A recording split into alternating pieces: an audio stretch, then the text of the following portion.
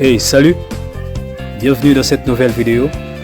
Tout d'abord, regardons ensemble comment le tremblement de terre du 14 août 2021 a hoché Haïti.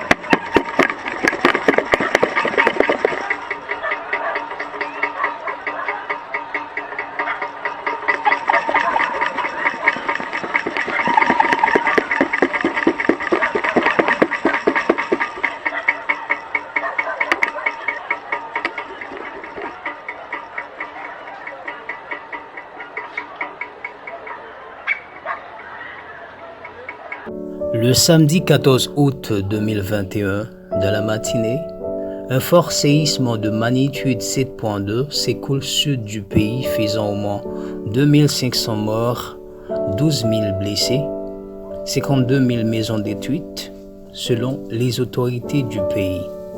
Et cette tragédie naturelle rappelle inévitablement un autre moment similaire sur l'île d'Haïti, le 12 janvier 2010. Lorsqu'un tremblement de terre d'une magnitude 7 sur l'échelle de Richter dévaste Port-au-Prince, la capitale du pays, et tue plus de 200 000 personnes.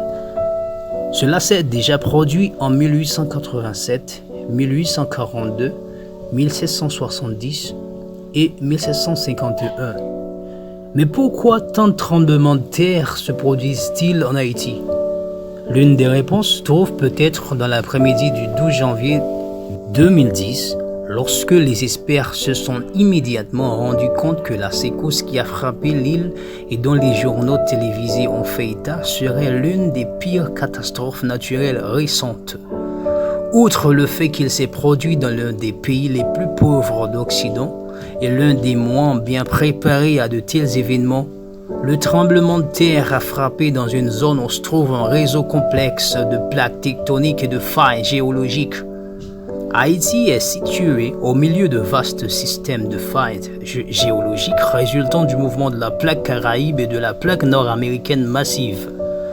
Comme dans d'autres régions où les plaques tectoniques se joignent, il y a une importante activité sismique le long de la frontière de la plaque des Caraïbes en raison de ces failles. Et c'est le glissement soudain de l'une d'entre elles, la faille d'Enriquillo, qui a conduit à la catastrophe. L'épicentre du séisme, qui mesurait 7 sur l'échelle de Richter, se situerait à environ 15 km de Port-au-Prince, et l'hypocentre, alors le point sous la surface de la Terre où la rupture a commencé, n'était qu'à 8 km de la surface. Celui enregistré samedi a une magnitude de 7.2 et se trouve à 10 km de la surface, mais son épicentre se situe dans le sud de l'île. Selon les experts, cette proximité de la surface permet aux forces de choc de la Terre d'être plus intenses et plus destructrices. Dans les zones sismiques des pays industrialisés, les bâtiments sont construits sur des systèmes d'amortissement qui leur permettent de résister aux secousses, non seulement en laissant les bâtiments trembler d'avant en arrière, mais aussi en les faisant tourner avec le mouvement de la terre. Mais les simples structures en béton des villes haïtiennes se sont effondrées lorsqu'elles ont été soumises à cette pression. La proximité de la surface est l'un des facteurs les plus importants qui contribuent à la gravité des secousses telluriques provoquées par un tremblement de terre. Quelle que soit sa magnitude, explique à la BBC le Dr David Autry, spécialiste des sciences planétaires à l'Open University du Royaume-Uni.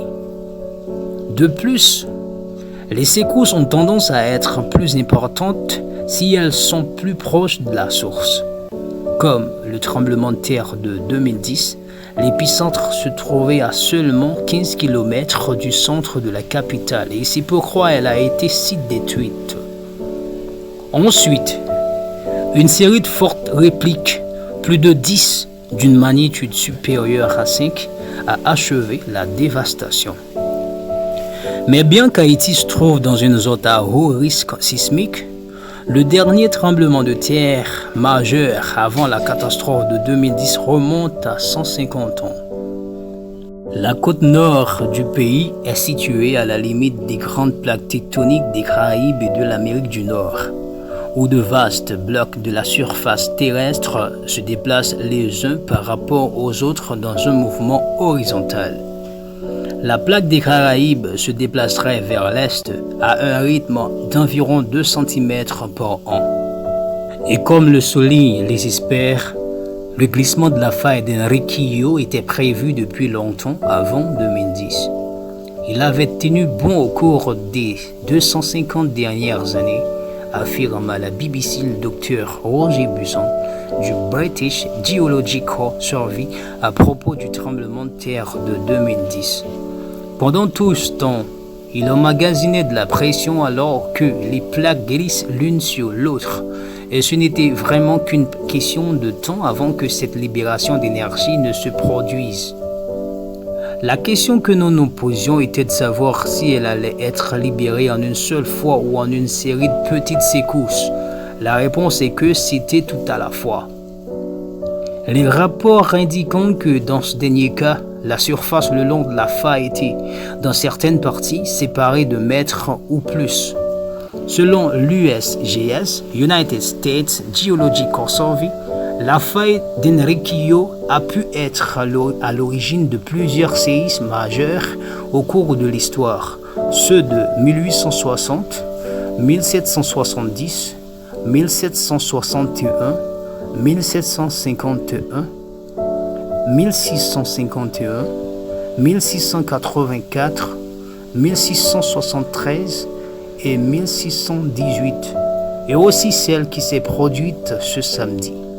Comme pour l'événement de 2010, le mécanisme produisant ce tremblement de terre indique une faille de chevauchement oblique le long de la zone de faille Enriquillo Plantain Garden, indique la page de l'USGS. Nous sommes Hit International. Abonnez-vous s'il vous plaît.